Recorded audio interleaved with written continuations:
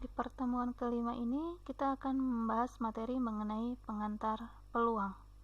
Ini adalah agenda materi yang akan kita bahas. Yang pertama kita kenal dulu apa itu definisi peluang, kemudian bagaimana perumusan peluang.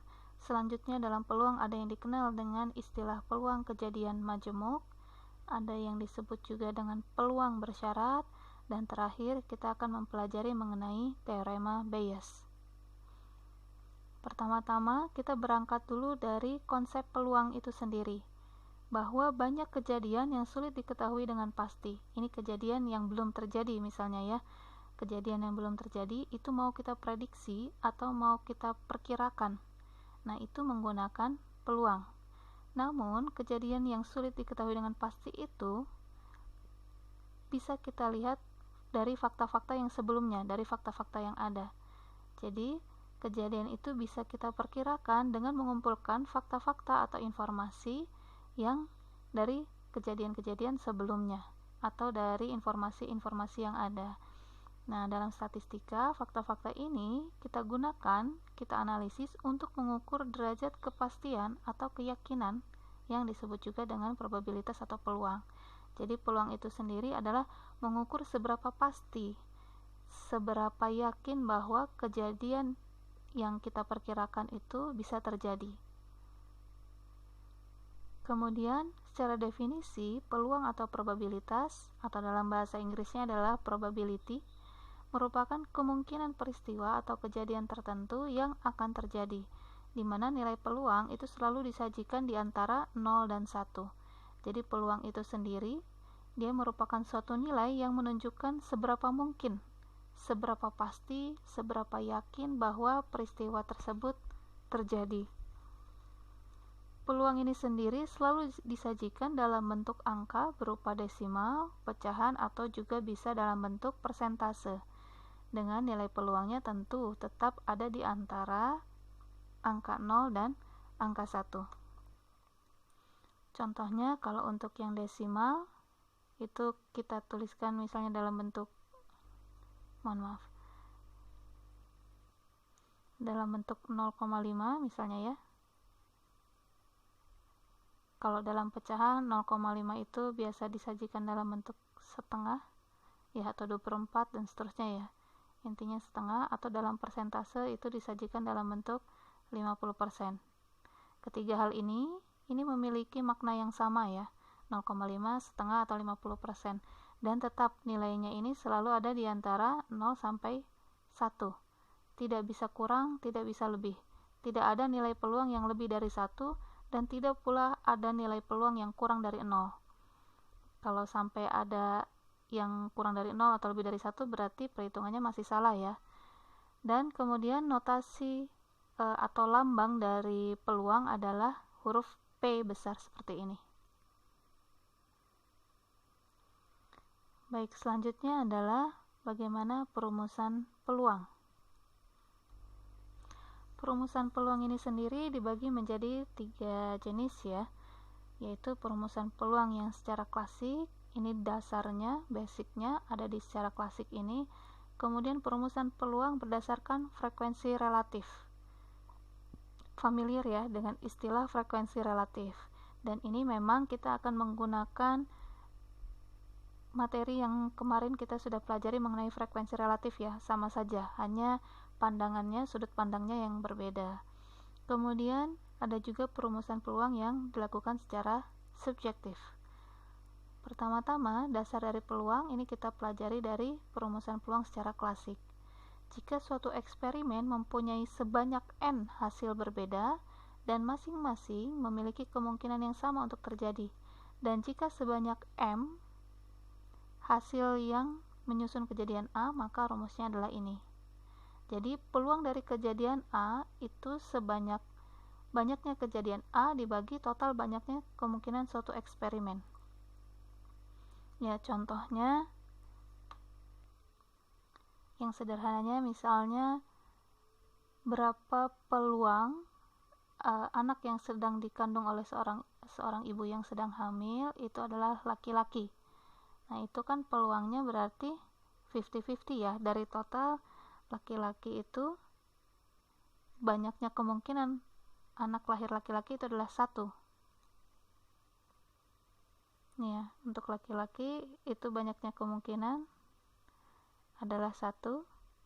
Kemudian berarti banyaknya kejadian yang mau kita teliti ya.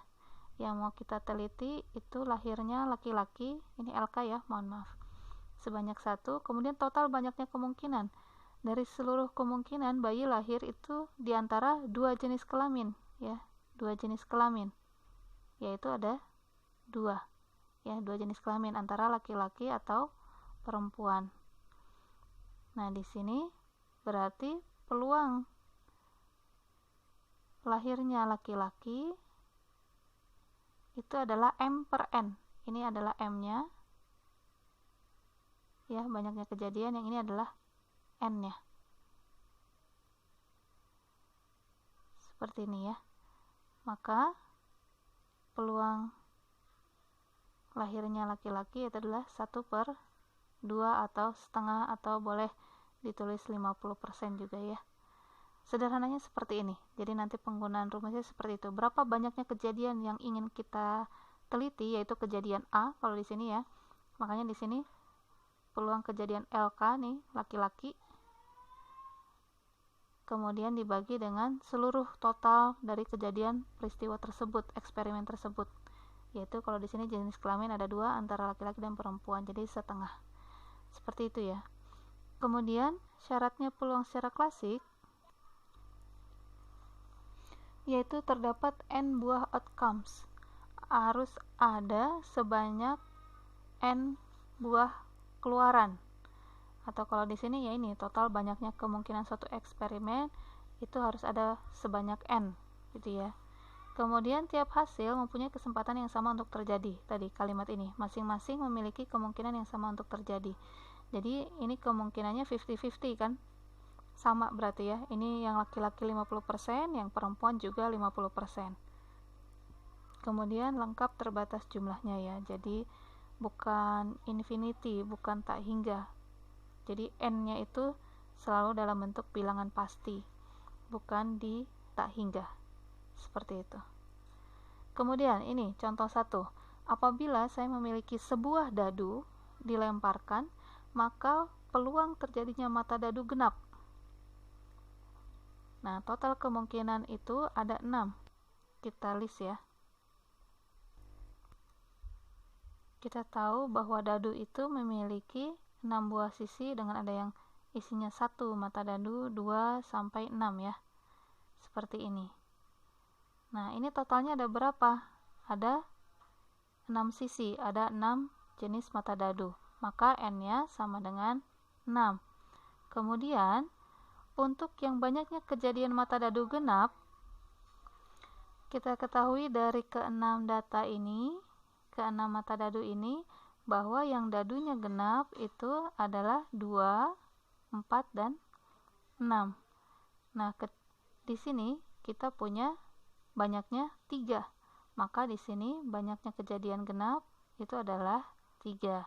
Sehingga ketika kita mau menghitung peluangnya ya berarti M-nya 3 dibagi N-nya 6, maka banyaknya mata dadu genap yang keluar itu adalah sebanyak 0,5 atau boleh juga ditulis dalam bentuk persen, yaitu 50%. Seperti itu ya. Selanjutnya untuk yang frekuensi relatif, bahwa rumus yang digunakan ini pada dasarnya sama dengan rumus klasik yang tadi. Ada M dibagi dengan N, di mana M itu tadi adalah banyaknya kejadian A, sedangkan N adalah total seluruh kejadian dari eksperimen tersebut. Namun, pada perumusan ini, besarnya peluang itu bisa ditentukan sesudah dilakukan percobaan. Jadi, kita ketahui peluangnya itu setelah percobaannya dilakukan. Kalau yang sebelumnya ini, saya beri contoh yang sebelumnya tadi. Nah, yang ini kan masih ramalan ya. Jika sebuah dadu dilemparkan, berarti kan belum terjadi. Ketika saya melemparkan dadu itu belum terjadi. Jadi ini bisa dibilang meramalkan juga ya, mengira-ngira kemungkinan. Nah, kalau untuk yang frekuensi relatif itu kasus-kasusnya yang memang peluangnya itu ditentukan setelah dilakukan percobaan. Jadi kalau dadu itu berarti sudah dilempar dadunya, kemudian baru dihitung. Ya, kalau untuk yang frekuensi relatif. Konsep dasarnya, perhitungannya sama saja dengan perhitungan frekuensi relatif yang kita gunakan di materi-materi sebelumnya. Namun, memang disajikannya tidak dalam bentuk persentase. Boleh juga dalam bentuk persentase. Intinya itu adalah besarnya peluang juga, sama saja ya. Contoh, misalnya saya memiliki nilai hasil ujian mata kuliah tertentu. Datanya adalah ini, ada 3 tahun di sini, 2011, 12, 13. Kemudian ini adalah banyaknya peserta ujian dan banyaknya peserta yang lulus. Dari 200 peserta ujian, itu yang lulus adalah sebanyak 145. Itu di tahun 2011. Kemudian di tahun 2012, dari 220 peserta ujian, itu yang lulus hanya 160 misalnya, dan seterusnya.